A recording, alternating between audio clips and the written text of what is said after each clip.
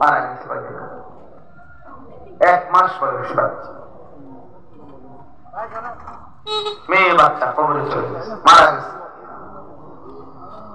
তাইলে আমার সম্বন্ধে 3 দিনের বাচ্চা মারা গেছে।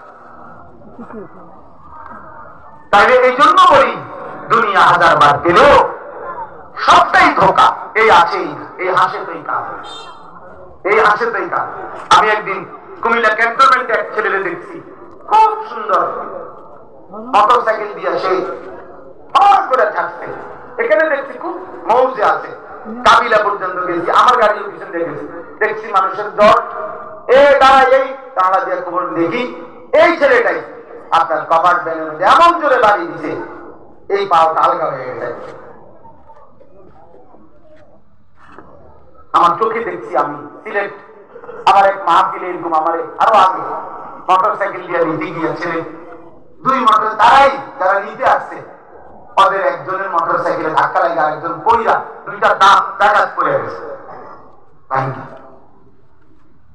আমি কক্সবাজার দেখছি মহেশখালী মাহফিলে যাইতে সময় এই যুবক আমার নিষেধ করার পরেও মোটর সাইকেল দিয়ে নিতেছে, বারবার নিষেধ করছে। এর মধ্যে একটা ছেলে এই স্লিপ খাইয়ে রাস্তার ছাড়ি পড়ে গেছে কোনোভাবে। এই জন্য আমি এটা পছন্দ করি না। বর্তমান নওজোয়ান আমি আমার শায়েখ আল্লামা মুফতি মুশতাকুর নবী কাসিম হযরত সহ গত কয়েকদিন আগে সিলেট ছিলাম। একসাথে দুপুরবেলা আমরা একটা মোটর সাইকেলের শোরুম উদ্বোধন করছিলাম। তো ওইখানে বক্তব্য, সামান্য একটু বক্তব্য দিয়েছিলাম। দিতে গিয়ে আমি বলছিলাম, আপনাদের কাছে আমার অনুরোধ, কিশোর নওজোয়ানদের কাছে মোটর সাইকেল দিতে একটু সতর্ক হওয়া উচিত যে বাস্তবিক অর্থে সে প্রয়োজনে নিচ্ছে না বিনা কারণে। কারণ কিশোর নওজোয়ান ছেলেদের বর্তমানে এই মোটর সাইকেলের এই অস্বাভাবিক দ্রুত গতি চলার কারণে প্রতিনিয়ত অ্যাক্সিডেন্ট হচ্ছে। আশ্চর্য হবেন, এই আমার বক্তব্যের 5 মিনিট পরে আমার পরে একজন বক্তব্য দিয়েছেন। উনি একটি প্রাইভেট মেডিকেল কলেজের চেয়ারম্যান, মেডিকেল কলেজে। উনি বক্তব্য দিয়ে সাথে সাথে এটা বললেন যে আমি হুজুরের কথার সাথে শতভাগ একমত। তা আমাদের এই মেডিকেল কলেজে প্রতিদিন যে পরিমাণ রুগী আইসিইউতে থাকে তার 90% আইসিইউ রুগী সব নওজোয়ান মোটর সাইকেল বাইকে আহত। এই পরিমাণ অ্যাক্সিডেন্ট করে যে বাড়ির লগে লগে প্রথমেই আইসিইউতে ঢুকাইতে। এই জন্য প্রিয় নওজোয়ান, কে দেখে তোমার মোটর সাইকেল? কে দেখে? কারে দেখা? মানুষ দেখবার আগে তো তুমি এত জোরে ছাড়ছো, বেটা তো দেখবার আগে তুমি গেছো লাল মাই ভাঙিয়া বাঘ মারা। তুমি যদি জায়গা দিলে ভালো করে দেখাই যাবে, আপনার মনোযোগ দিয়ে দেখেন আমি যে কি মারাত্মক চালাইতে পারি, তাই জন্য লোকটা বুঝতে হইলে এটা অসভ্যতা, এটা অসভ্যতা। নিজেকে নিজে ধ্বংসের দিকে ফেলে দেওয়া এটা মূর্খতা ছাড়া কিচ্ছু না। বোকামি বাবা, বোকামি। আমি বললাম বন্ধু, এটা বোকামি। নিজেকে ধ্বংস করা, নিজের আখলাক ধ্বংস করো না, নিজের জীবন ধ্বংস করো। এই মোবাইলের নারী দেখা, অস্থির ছবি দেখা, এটা ধোকা, এটা ধোকা। ওই নারী প্রকৃত অর্থে নারী না। তুমি মোবাইলে যাকে দেখছো সে তোমার ওই নারী না, ওইটা তোমার নারীর ছায়া। ও তো চলে গেছে অন্যখানে, ও এখানে নাই। তুমি শুধু ছায়া দেখে দেখে নিজের হাত নিজের লজ্জার স্থানে নাপাক ব্যবহার করে নিজের চরিত্র শেষ করলা, আখলাক শেষ করলা, শরীরের যৌবনের শক্তিটা নষ্ট করলা, আখিরাতটাও বরবাদ করলা। ও ছায়া, ছায়া, ও ধোকা, ও ধোকা, ধোকা। 3 বছর পরেও যদি কোনো নর্তকী দেখে দেখে যারা চরিত্র নষ্ট করছো, তুমি কোনদিন তার কাছে যাইও, যাইয়া বললো তোমার রাত ভর দেখতে দেখতে আজকে আমার শরীরটা শুকাইয়া শেষ, তুমি আমার একটু ভালোবাসা দাও। তখন ওই নর্তকী বলবে দয়া করে প্লিজ একটু ঘুরে দাঁড়া, ঘুরে দাঁড়া। যখন তুমি ঘুরে দাঁড়াবা তো পাশাতে একটা লাভ বলবে অপদার্থ, আমি তোর জন্য সাজি নাই, আমি টাকার জন্য সাজছি। তুই কেন নষ্ট হইলি? তুই কেন নষ্ট হইলি? আমি তো তোর জন্য সাজি নাই, আমি টাকার জন্য সাজছি। অথচ 3 দিন আমার মাদ্রাসায় এক ছেলে গত আগস্ট মাসের 5-6, আমি উদাহরণ দিচ্ছি, 5-6-7 গত আগস্ট মাসে আমার মাদ্রাসায় 3 দিনের কিশোর যুবকদের জন্য, স্কুল কলেজ ইউনিভার্সিটি ছাত্রদের জন্য আমরা 3 দিন প্রশিক্ষণ করছিলাম। ওযু, নামাজ, সূরা, কেরাত, দোয়া, কালাম, পাক নাপাক, ঈমান, আকীদার উপরে 3 দিন তাদেরকে শেখানো হয়েছিল। ওস্তাদরা, আমরা নিজেরা থাইকা, আমার শায়েখ হযরত নিজে গেছেন। তো ওই 3 দিনের কোর্সে 3 দিন মাত্র ওযু নামাজ শিখছে একটা ছেলে আমাদের এখানে। ওই ছেলে গত কয়েকদিন আগে বাড়িতে স্বাভাবিকভাবে ফেরিতে ইন্তেকাল করছে।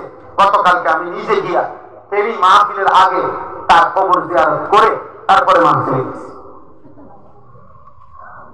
ও মার কাছে বলছে, আয়েশা তার মার কাছে, মাই খবর পাঠাইছে আরেক ছেলের দিয়া যে হুজুর রে বললেন আমার এই ছেলে মৃত্যুর আগে অসুস্থ ছিল, মৃত্যুর আগে 1 সপ্তাহ প্রায় দিন তারে মা এটা বলছে, মা হাসলেও মরে যাবেন, কাঁদলেও মরে যাবেন, সুখে থাকলেও মরে যাবেন, দুঃখে থাকলেও মরে যাবেন।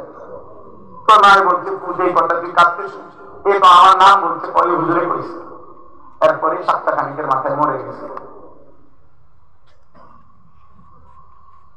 এজন্য দুস্থ মরে যাইবা, এক অনিবার্য বাস্তবতা, মৃত্যু থামাই দিবে। এই হাসি, এই আনন্দ, এই উল্লাস, এই মাতলামি, এই নেশা, এই নারী, এই ছবি, এই অহংকার, এই বড়াই, এই যৌবনের উদ্দামতা সব থামাই দিবে, সব থামাই। হযরত ওমর ইবনে আব্দুল আজিজ বিশ্ববিখ্যাত তাবেঈ ছিলেন, ইসলামের 5ম খলিফা ছিলেন। তিনি মাঝে মাঝে কবরস্থানে, নিজ পারিবারিক কবরস্থানে দাঁড়িয়ে, আমরা কিতাবে পড়ছি, কবরস্থানে দাঁড়াইয়া উনি কবরকে ডাক দিতেন আর বলতেন, হে কবর, মাযা ফাআলতা বিল আহিব্বা, হে কবর, আমার আত্মীয় স্বজনের সাথে, আমার প্রিয়জনদের সাথে তুমি কি করেছ? আমার চাচারে তোমার কবর দিছিলাম, আমার চাচার এখন কি খবর বলো? আমার জ্যাঠা তোমার কবরে আছে, আমার বাবা, আমার চাচাতো ভাই, আমার স্বজনরা এই কবরে আছে, এই কবর তুমি বলো, আমার আপন জনদের সাথে তুমি কি করেছ? হযরত ওমর ইবনে আব্দুল আজিজ কাঁদতেন আর চোখের পানি ফেলতে ফেলতে তার সাথীদেরকে, যারা তার সাথে থাকতো, ওনাদেরকে বলতেন, জানো কবর আমারে কি বলে?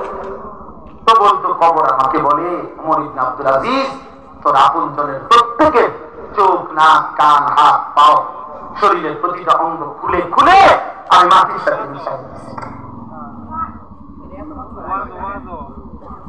3 বছর আগে রেখে দেওয়া তোর চাচারে কবর থেকে খুলে দেখ নাই, আমি সমান করে দিচ্ছি। আমি তোর আপন জনদেরকে মাটির সাথে মিশাইয়া মিলাই, আমার মাটি আমি আমার সাথে মিশাই নিচ্ছি।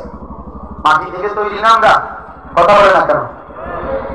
তো মাটি যেন বলে, আমার মাটি আমার সাথে আমি কি করে নিছি? মিশাই।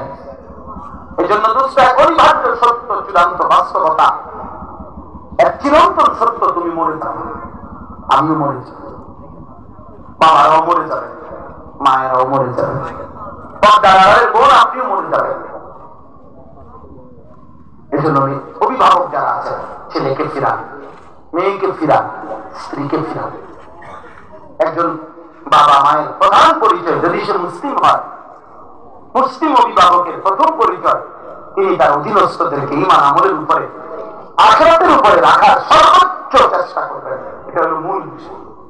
আপনি বলেন যে আপনি হুজুর আমি বলছি অনেকবার নামাজ পড়ে না, তাহলে আপনি যে আজকে এতবার বলার পরে যে ছেলে আল্লাহকে সিজদা দেয় না, আপনি তার জন্য সুদে টাকা নিয়ে বিদেশ পাঠান কেন? আপনি এমন নাফরমানের জন্য কিস্তি নিলেন কেন? আপনি এই নাফরমানের জন্য হারাম রোজগার করলেন কেন? তাই আপনি তো তারও বরবাদ করলেন, নিজেও বরবাদ হলেন। আপনি বোঝাপড়া করেন তার সাথে, খামখেয়ালি করলে, মস্কারি করলেও না। আখিরাত আমার কাছে হিসাব না, আল্লাহর কাছে। আখিরাত ওই মাওলানা সাহেবের কাছে হিসাব নেই। আখিরাত ইমাম সাহেবের কাছে। হুজুর কম তো, বুঝি তো, আমরা লাগি তো কম করলে তো বাড়ায়, আসলে তো মানলে বাড়া আছে, আলাপ করে হবে না। জিমা কাকা এসব জিমানি হাসরের ময়দানে যখন টাঙ্গাইয়া ফিরবো, আমি জিমানি যাই, আপনি এসব কুয়ানি দেখতে থাকবেন। আপনি কুয়ান কেন? আপনার স্ত্রী সন্তানের ঈমান, আমল, সিজদা, নামাজ, বন্দেগী, আল্লাহ কসম এটা আপনার দায়িত্ব, আপনার জিম্মাদারি। আপনি বোঝাপড়া করেন, আপনি বোঝাপড়া, আপনি পারবেন। আল্লাহ তাআলা বান্দার স্বার্থের অতিরিক্ত কোন বিধান চাপিয়ে দেন নাই। এই যে আমি এখন শুনাইতেছি, শেষ আমার আল্লাহ তাআলা বলেন, অতএব হাজারবার দুনিয়া দিল আমি সন্তুষ্ট, এটা প্রমাণ করে না। এই কথাটা বুঝছেন কিনা বলেন? তাহলে দুনিয়া প্রাপ্তি আল্লাহ সন্তুষ্টি, কথা বলেন? দুনিয়া পেয়ে আল্লাহ সন্তুষ্ট বুঝায় না। তাহলে আল্লাহ সন্তুষ্ট কিসে? আল্লাহ বলেন, আমি বলছি শুনেন, ইন্নাল্লাযীনা হুম মিন খাশিয়াতি রাব্বিহিম মুশফিকুন। এক নাম্বার, হৃদয়ে যার আল্লাহর ভয়ে কাঁপতে থাকে, হৃদয়ে যার আল্লাহর ভয়ে কাঁপে, আল্লাহ বলেন আমি তার প্রতি সন্তুষ্ট। তাহলে এক নাম্বার, হৃদয়ে যার কার ভয়? আল্লাহ।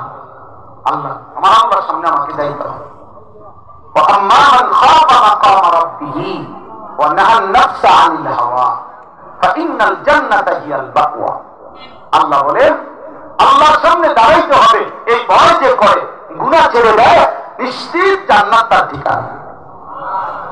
আল্লাহ কোরআনে বলেন, ওয়ালিমান খাফা মাকাম রাব্বিহি জান্নাতান, যে আমি আল্লাহকে ভয় করে আমার ভয় যার কলিজায় থাকে, আমি আল্লাহ ওয়াদা দিলাম তাই আমি দুইটা জান্নাত দেব।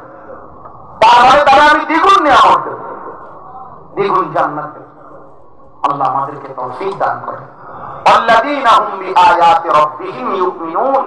দুই নাম্বার, আল্লাহ তাআলা বলেন আল্লাহ পাকের সমস্ত আয়াত, সমস্ত আহকাম, কোরআনের সমস্ত বিধান, নবীর সমস্ত তরিকা, আল্লাহর সমস্ত বিধানগুলোকে যে সর্বান্তকরণে মেনে নিচ্ছে, গ্রহণ করছে, ঈমান রাখছে, পালন করছে, আল্লাহ তাদের প্রতি সন্তুষ্ট হয়ে আছে।